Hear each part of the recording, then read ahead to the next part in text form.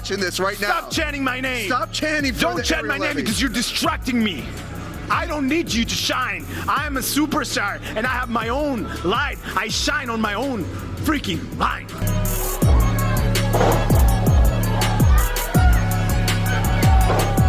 Right here we have the Warrior. It is our Fruit Loops lavender. The colors are inspired by some of his original gear. Back from the 80s, he had like the neon green tights and the pink strands and everything.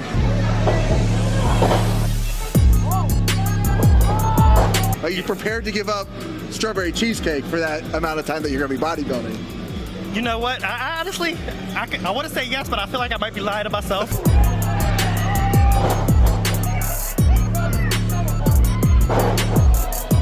Don't mess with me. Meto, come on, man. You want to try the beer? Of course I want to try the beer. You want to try the beer? I want to try the beer. Okay, there you go. You try the beer.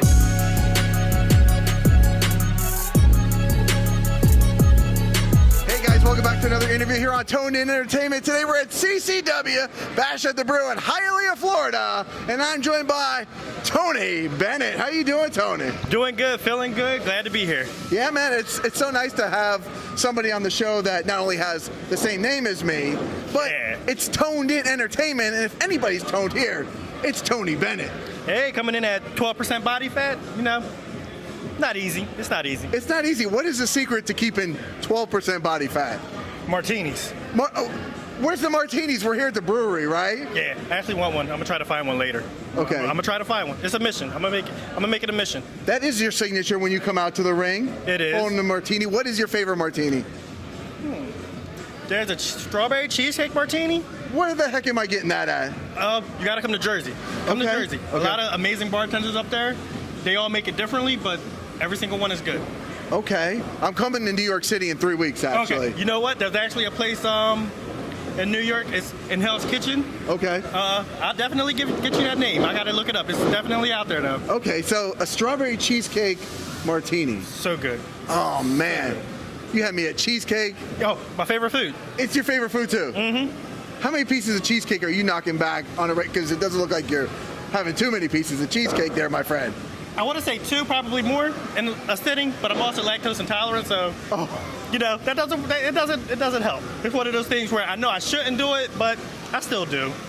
Everybody has like that one thing that we know something flares up a little bit, right? But oh yeah, mine is definitely cheesecake. Yours is cheesecake. So you're not safe to be around after a piece of cheesecake. Oh no, not at all.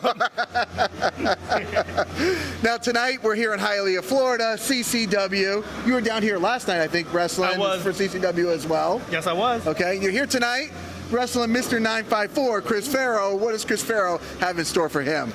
You know, it's one of those guys where you just watch and you see how good they are. And hey, it's for the cruiserweight title, so it's definitely a match. He should expect a lot out of me because I'm making sure I don't leave here empty-handed.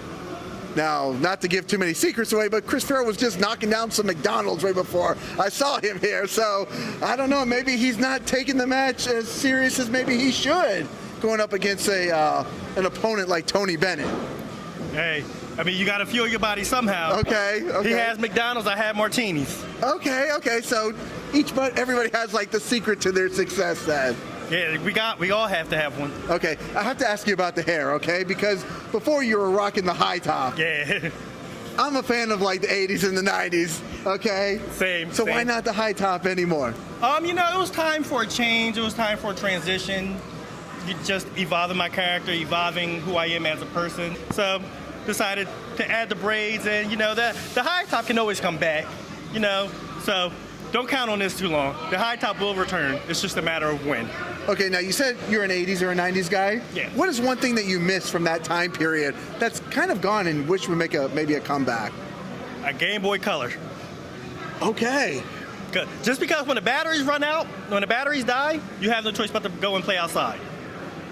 So, you know, that's why we're outside kids. We like to be creative. So Game Boy Color is definitely my thing that I miss the most. Okay, it would force us as kids to be like, okay, yeah, go out. Because mom didn't always have like AA batteries or whatever we need. Somebody's going to correct me and be like, no, it took C batteries. No, it was definitely AA. It was AA, okay. 2 AAs. Okay, 2 AAs back in the day. And we were forced to go outside. Oh, we were forced. They couldn't come back in until the streetlights came on. Right. It was amazing. It was probably the best time to be alive, if you ask me. I think so because I remember, growing up in that time period, right? We lived for going outside. You don't see like kids out playing basketball and riding bikes and stuff like that. Used to, Exactly. Right? Used to play football in the street, getting your elbows scraped up. The best time, like, we weren't so fragile, you know. I got a lot of scrapes and bruises that will never heal just from being outside. But builds character. Builds character. Go outside, kids. It does. I remember blocking streets and causing all kinds of traffic and. Oh yeah. Right. Car come, we still want to get out the street. But we were good kids, though. We were just getting our exercise in. We respected our elders. We did. We did. Now, speaking of exercise, do you have? You're in fantastic shape. Okay. Yeah. Anybody that's not seen his Instagram, go check it out. You legitimately look like a swimsuit model. Thank you. Bodybuilder, everything into one package with those pictures. Is there a secret to staying in such great shape? Getting your heart broken. I got dumped one time. That was all it took. I got dumped. Find somebody you love, let them break your heart. Okay. I hope for all the people out there, you don't get your heart broken, but I think that could change. Is that the thing that changed the switch? It flipped the switch. You know, before I was just going to the gym just to go to the gym, say I'm working out, but getting dumped, I took the gym, I was like, Urgh. Everything was with more aggression, you know. It was feelings behind my workout. I'm no, PTSD. it's okay. No PTSD. Tony is here for Tony right now. Well, we're gonna get through this, okay? All right. It was traumatic. We're gonna get through it. No. Okay. I'm here. Now, have you set any personal records or something with lifting or something that you can maybe share with us? Honestly, my lifting record, all my PRs are just what I set personally. I've always wanted to deadlift 500 pounds. I'm currently, my record is 515. On a deadlift, 515. On a deadlift, yes. Always wanted to bench 300 pounds. I just recently hit 300 pounds on a bench, and always wanted to squat 405. I'm currently at 375 at a PR, at a personal record, but 405 is coming. It's coming soon. Okay, do you do any CrossFit competitions or any weightlifting competitions? I did a weightlifting competition about 2 years ago, more of a deadlifting competition, but it was deadlifting twice your body weight, and then how many reps you can go. The guy I went against beat me by 1, but I don't think he beat me because the guy that the people counting, he didn't count 3 of mine. I feel like I got cheated, but that's neither here nor there. I think we need to go back and look at that footage. I do too. Right? I watched them. I watched them. Everybody else said they counted, but just the one person monitoring, he didn't. Something suspicious went on if somebody beat Tonē Bennett. That's all I'm saying right now. I agree. He only beat me by 1. My 3 that counted, I technically won. But I'm not bitter. I don't want to hold it again. It's in the past. Yeah, I've already brought up too much stuff from your past. That's got you sad. So I promise. I'm going to try. I can't say I promise. I'm going to try no more things. Now, what got you into becoming a professional wrestler? Where did your journey begin? I always wanted to be a pro wrestler. I can think back to the first time I saw it when Kane and Undertaker came out. They broke the stairs on Vince McMahon's ankle. That was my first time into wrestling. And then the week after, I think Kane and Undertaker came out and interrupted every match. And as a kid, that was 1999, so I was 6, 7 years old. Shouldn't be up this late, but I'm up this late. And I remember seeing that, wanted to do it. My dad was put me out for the amateur wrestling team and back at home. My uncle was a wrestler, and I always looked up to my uncle. We're very close in age, so always looked up to him, wanted to be like him. So I stuck to wrestling in high school, all the way up there. Then pro wrestling just presented itself. My high school gym, actually the place that I started training at, brought their wrestling ring in there. Okay. And called my wrestling coach up and hey, there's a wrestling ring here. Who's that for? Gave me the name of everybody. Wait, so in high school they brought a wrestling ring into your high school? We have a gym, a powerlifting facility around the corner. Okay. And the Monster Factory guys were renting out the building just for training purposes. Okay. So I hit up my wrestling coach. I was like, hey, there's a wrestling ring in here. He's like, oh yeah, that's these guys. Just contact them. Contacted them. They told me come in, do my tryout. 10 years later, here I am. How was the transition from amateur wrestling to professional wrestling? It was Footwork wise was very easy, but everything else, upper body, the transitioning is hard. Wrestling, collegiate wrestling, we're taught to stay low, we're taught to do things this way. Professional wrestling, we do it the complete opposite way. So, it was a good transition as far as footwork, but upper body it was a harder transition. It's still able to adapt, but it's just the upper body part was kind of hard for the first couple months, trying to figure that part out. I feel like there's a big transition between the two of them, right? So which one did you enjoy more doing? Is it professional wrestling or the amateur wrestling? I definitely enjoy professional wrestling more because there's something about being on that mat. I love being on the mat, but the conditioning just wrestling for 6 minutes, going full tilt, is probably more devastating than wrestling a 15, 20-minute match. Okay. So definitely, I'd rather do pro wrestling than amateur wrestling, collegiate wrestling. We'd rather watch professional wrestling than collegiate wrestling as well. I agree. Now, speaking of professional wrestling, you were on an episode of AEW Dark. Two, okay. I saw the one where you went up against the Dark Order in the 10-man tag match. I did see that one. I try to catch every episode, so I obviously missed one. What was the other one that you were on? I went against the Guns. Okay. When Billy was still part of the Guns. Okay, so that's been a while. Okay. 2 years ago? Okay. 3 years ago? Yeah, 2 years ago. Okay. How was the experience just being at AEW and wrestling on Dark? The experience itself, just being back there, it's all guys that I came up with this shows with, all guys that I'm friends with outside of wrestling. So it was pretty cool. It was a pretty laid-back environment. Everybody's there just happy-go-lucky.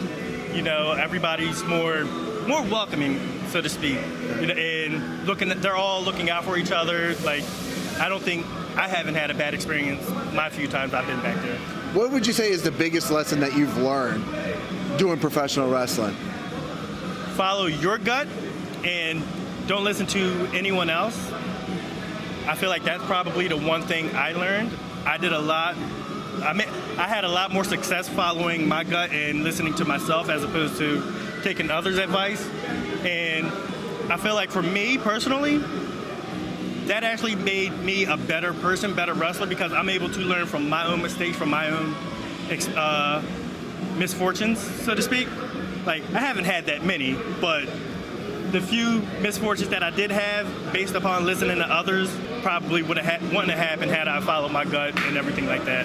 I love that, because I feel like not only is that the best lesson that you've learned doing professional wrestling, but it's such a great life lesson as well, right? Follow your instincts out there, definitely, with everything that you do.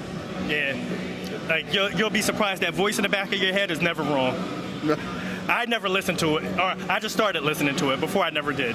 Now, in that, you're obviously training, you're wrestling, you're traveling now, doing stuff. What do you like to do, in your free time when you have some leisure time to have a good time? Broadway shows. I love going to Broadway plays, Broadway musicals. Oh, okay. I'm going to New York in a few weeks. Hamilton, we're going to go see. Oh, nice. Have you seen that one? I have. Okay. You will not be disappointed. Hamilton is good. Okay. I can't wait to see. What are some of your favorite ones? Moulin Rouge is definitely a good one. Really? Okay. Yeah. Okay. And JoJo's on it right now. JoJo's there till June, July. Okay. So I definitely need to go see it while she's in there. Okay, from WWE JoJo. No. The singer. Oh, I'm sorry. Okay. It's just too little too late. Okay. That one. Okay. I'm sorry, I can't sing. Don't judge me. We're gonna sing anyways. It's the brewery, and everybody sings here after a few drinks, right? That is true. Yeah. I sing once I start drinking. Right. My second martini in, just take me home. Just take. Well, what's in the future for Tonē Bennett? What else you got going on? Right now, just working out. Right now, I'm slowly transitioning into bodybuilding, trying to get on the bodybuilding stage while I still can, while I'm still healthy. I want to at least make that a goal, at least within the next 6 months, or at least start transitioning into it within the next 6 months.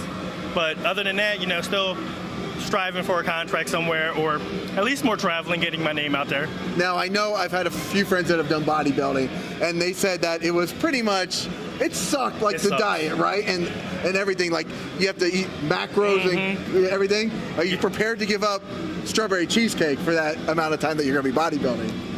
You know what? I honestly, I want to say yes, but I feel like I might be lying to myself. Okay. Spiritually, I want to say yes, but I don't know. I think I can have that discipline. For 6 months, I can go.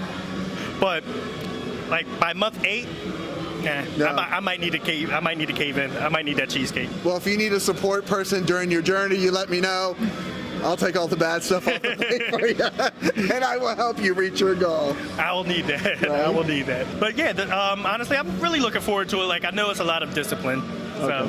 Well, good luck with everything, my friend. Thank you. And you got Chris Farrow tonight. Yeah. He's a tough opponent. I love see. watching his matches. I love watching your matches. Thank you. I can't wait to get my seats for that one tonight. So, guys, if you like interviews like this with Tonē Bennett, Hey. make sure you stay tuned in here to Tone In Entertainment for future videos. Subscribe to the channel. Do it. Go now.